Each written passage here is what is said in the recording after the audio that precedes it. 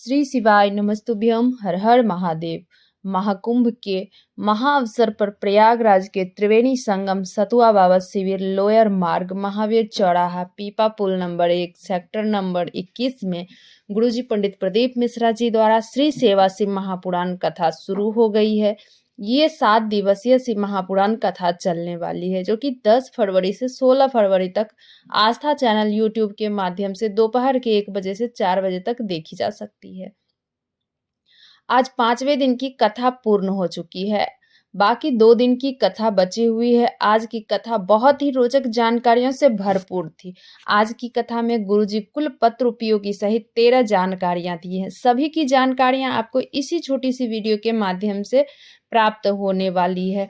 अगर किन्हीं कारणवश आज की कथा आप नहीं सुन पाए हैं तो पूरी कथा का रस तत्व आपको इस छोटे से वीडियो के माध्यम से प्राप्त होने वाली है।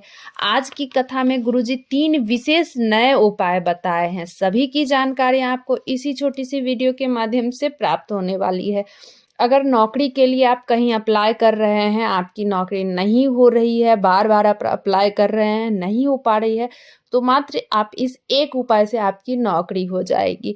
दूसरा उपाय जो बताए हैं, अगर आपका बहुत दिन से दुख तकलीफ चल रहा है, समाप्त हो ही नहीं रहा है, समाप्त होने का नाम ही नहीं ले रहा है दुख, तो उसके लिए गुरुजी आज उपाय बताए हैं। और तीसरा उपाय है कि अगर आपके शरीर में कहीं भी गांठ है तो उसके लिए भी उपाय गुरुजी बताए हैं। तो सभी का उपाय आपको, सभी की जानकारी आपको इसी वीडियो के माध्यम से प्राप्त होने वाली है। हरीश्वर महादेव के नाम से आपको इस उपाय को करना है। इस उपाय को जानने के लिए वीडियो के अंत तक बने रहें।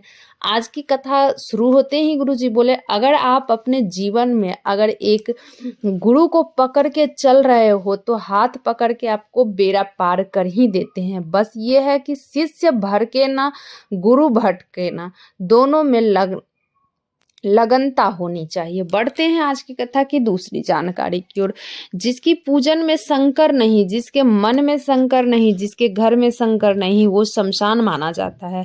बहुत आप राम नाम का माला जाप कर लो, जब शिव नाम का माला जाप नहीं किया तो कोई काम का नहीं। राम नाम का माला, शिव में राम है और राम में शिव है।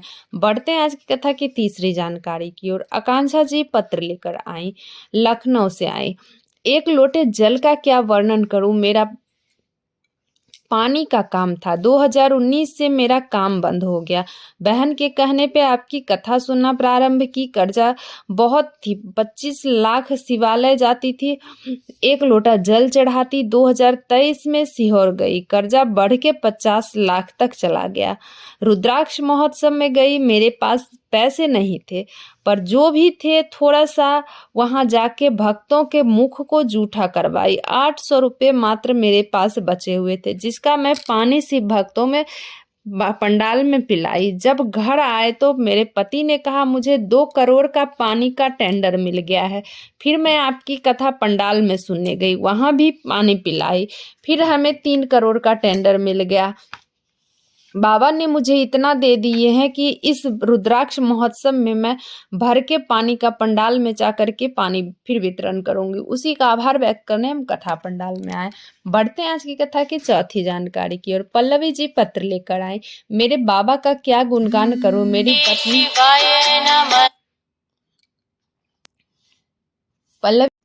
पल्लवी जी पत्र लेकर आई, मेरे बाबा का क्या गुणगान करूं, मेरी पति का नौकरी नहीं थी। आप कहते हो स्त्री का गोद पति की जेब खाली नहीं होनी चाहिए। हमें बहुत सुनना पड़ता था क्योंकि मेरे पति की जेब खाली रहती थी।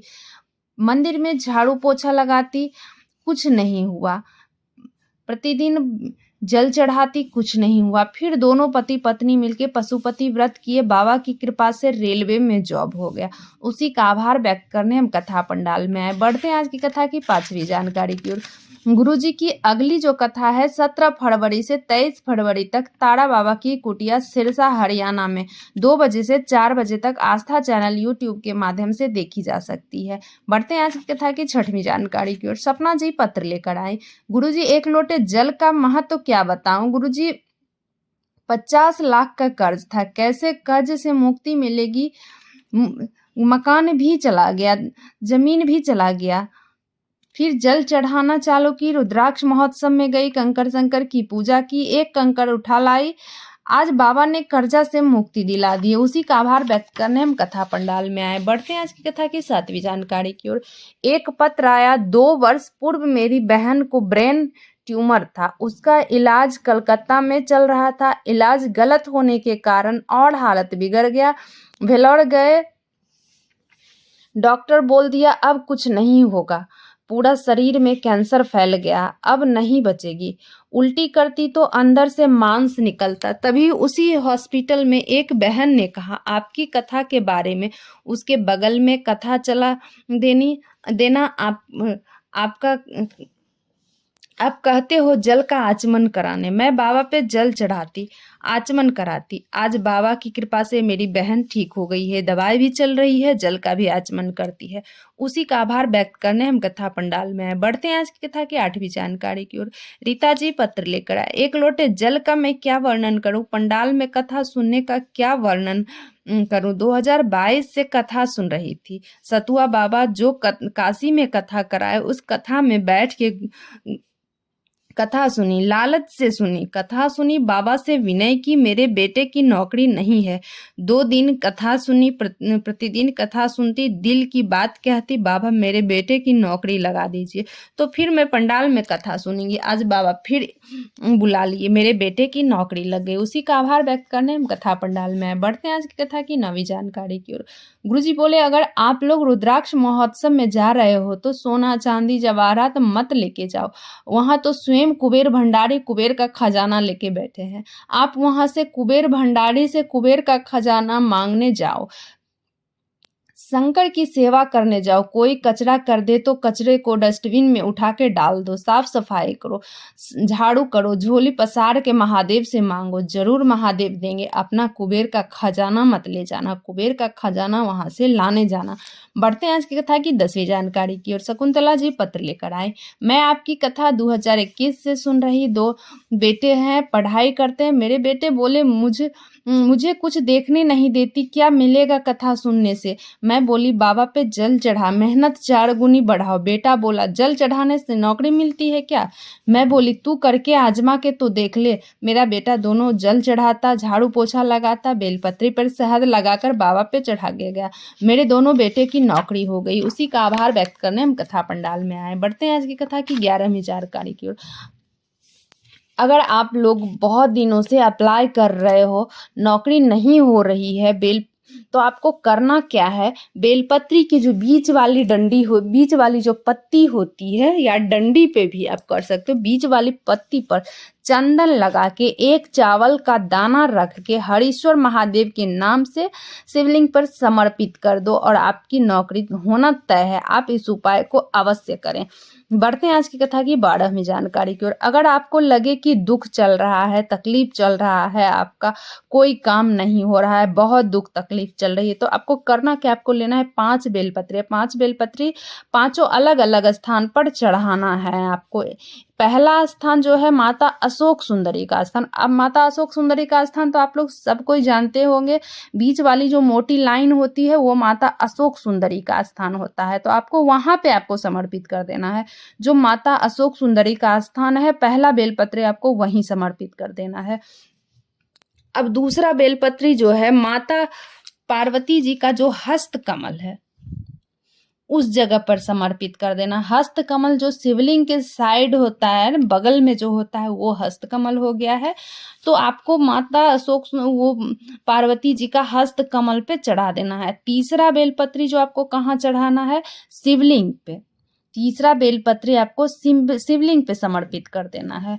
अब आपको करना क्या है, चौथा बेलपत्री जो है नंदी बैठा हुआ, नंदी का जो पांव उठा हुआ है, उस उठे हुए पांव के पास आपको चौथी बेलपत्री समर्पित कर देनी है। अब आपको करना क्या, 5वां बेलपत्री जो है, 5वां बेलपत्री मंदिर में जो भी पेड़ हो, बेल वृक्ष हो, आंवले का वृक्ष हो, पीपल का वृक्ष हो, जो भी वृक्ष हो, उस वृक्ष के पास आपको समर्पित कर देना है। और आपको लेना है 1 लोटा जल। अब एक ही लोटा से जल आपको थोड़ा-थोड़ा जहाँ-जहाँ भी आप पाँचों जगह बेलपत्री चढ़ाए हैं, उस पाँचों जगह बेलपत्री पे थोड़ा-थोड़ा जल समर्पित कर देना है। सब जगह पे चढ़ा दें। भगवान हरीश्वर महादेव के नाम से चढ़ाएँ। आपको इस नाम का ध्यान रहे, इस नाम का स्मरण रहे कि आपको जो बेलपत्री जब चढ़ा रहे हैं तो भगवान हरीश्वर महादेव का नाम लेते हुए बेलपत्री भी समर्पित करें, और जब आप जल चढ़ा रहे हो तो जल चढ़ाते हुए भी भगवान हरीश्वर महादेव के नाम से समर्पित करें। और अपनी कामना करते हुए, आप लक्ष्मी प्राप्ति के लिए, धन प्राप्ति के लिए, कोई काम के लिए कर रहे हो, तो जो भी कामना से आप कर रहे हो तो आप इस उपाय को करो, और इस हरीश्वर महादेव का नाम लेते हुए अपनी मन की कामना बोलते हुए आपको सारी चीजें समर्पित कर देना है। आपका गया धन वापस आएगा, या आपके घर लक्ष्मी नहीं आ रही है तो वो लक्ष्मी भी आएगी।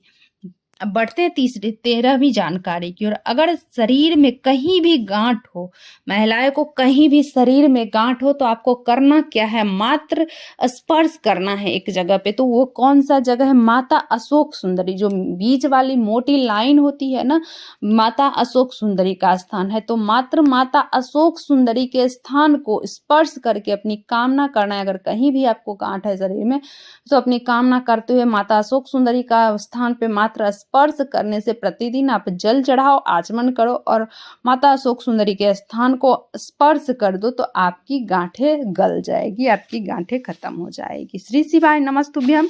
हर हर महादेव। दोस्तों, मेरे चैनल पर नए हो तो सब्सक्राइब कर लो, बेल बटन प्रेस करना ना भूलना, ताकि मेरे ऐसे वीडियो की नोटिफिकेशन सबसे पहले आप तक पहुंच सके। कमेंट बॉक्स में हर हर महादेव लिखना ना भूलना, क्योंकि महादेव का अनादर आप लोग करते हो, तो महादेव का अनादर ना करें और हर हर महादेव जरूर लिखें।